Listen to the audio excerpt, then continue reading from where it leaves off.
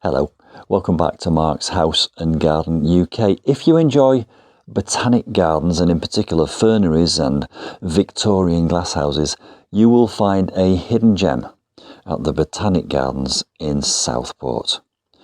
It was a wet, windy, early April Sunday morning when I visited. What's wonderful about this glasshouse is you can have a look round in all weathers.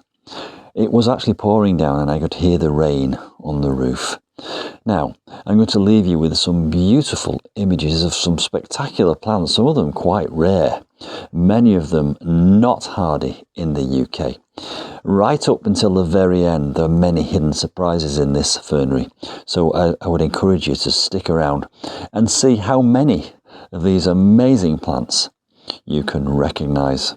I wish I had a fernery and a glasshouse like this at my home, but alas, I don't. But the wonderful thing is I can come and visit here anytime, completely free of charge. I'll put the link to the Botanic Gardens at Southport in the description box below this video, and I would encourage you, if ever you're on the Fylde coast or if you're nearby, do drop in and have a look round. Somebody's put a lot of time and effort into planning and planting this wonderful fernery.